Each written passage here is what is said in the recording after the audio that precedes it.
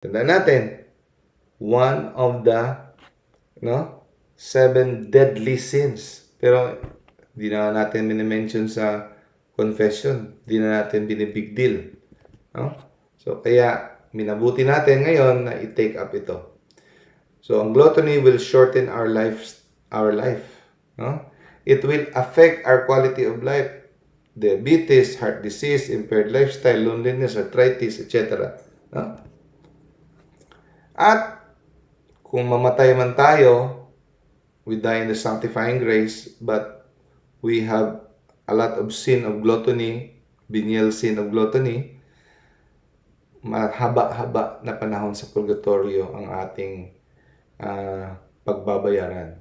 We may have a lot of purification to endure in purgatory if we are always guilty of the sin of gluttony. So, punta tayo sa last part, practical health tips.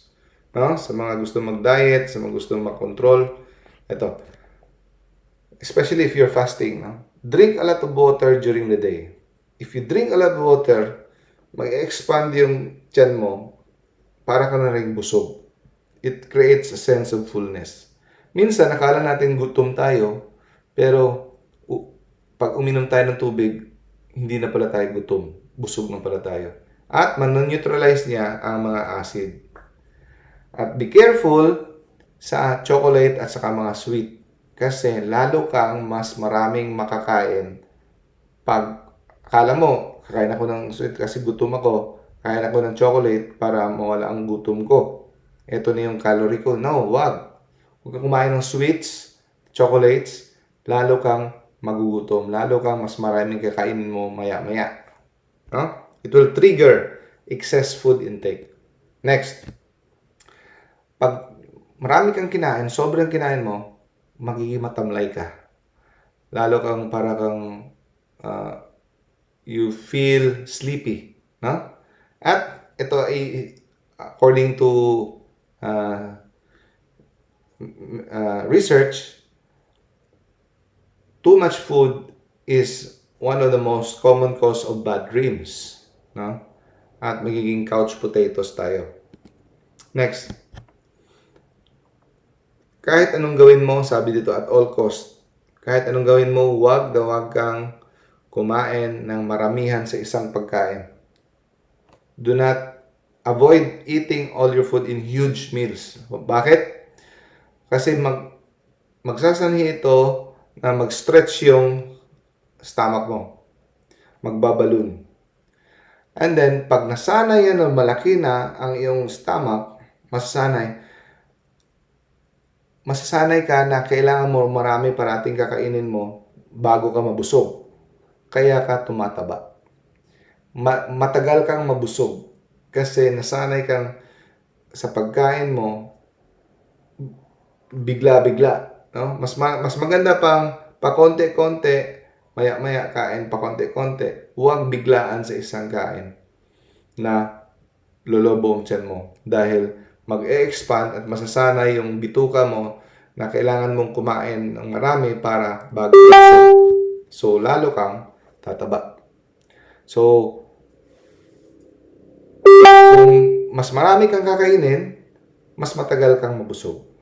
Pero kung nasanay ang katawan mo na konti lang kinakain mo, na-shrink yung stomach mo, konti lang kakainin mo, madali ka nang mabusog. Okay?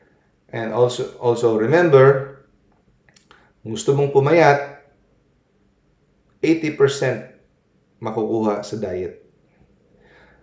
Kahit ano pang exercise mo, ang matutunaw ng exercise sa iyong mga taba, 20% lang.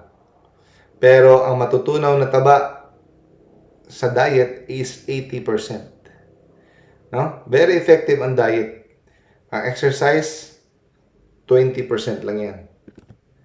At never beware of rewarding yourself. Sabi mo, exercise ako.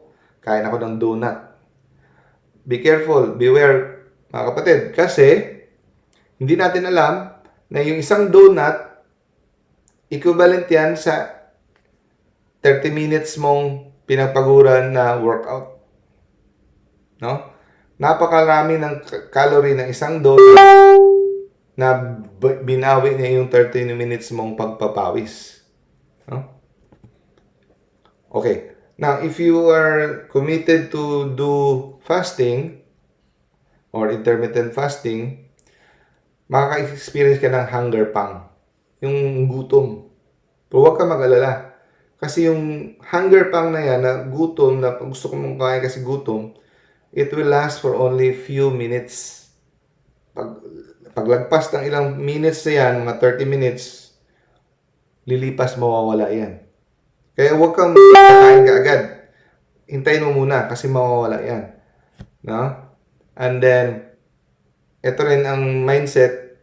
Sabihin mo, gutom, sabihin mo, okay lang mag-skip ako kasi mamaya-maya, alas 5, kakain naman ako. No? So, after a few days, yung lightheadedness mo, sasakit yung ulo mo, para ka mahilo na sa gutom, masasanay ka, mawawala yan. Hindi yan always. No? And also, when you eat slow, huwag mabilis. Nguyain mo ng mabuti. At kung mas maganda pa nga, every time before you swallow, you say a silent Hail Mary para mas lalong tumagal yung kain mo. And also, a very last na maganda, rosary. Rosary keeps away the excess pounds. It will help you to develop the virtue of temperance. Proverbs 23 says, "Be not among wine bibbers or among gluttonous eaters of meat, for the drunkard and the glutton will come to poverty." Yung mga glutton at saka drunkards, mamumulubi. Sirach chapter 31 verse 20, "Healthy sleep depends on moderate eating." Healthy sleep depends on moderate eating. He rises early and feels fit. The distress of sleeplessness and of nausea and colic are with the glutton. Parang medical book kinuha, no? Pero sa Bible yan, Sirach 31 verse 20.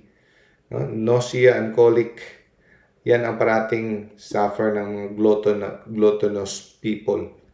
Pero yung mga taong moderate, maganda kanilang tulog, no?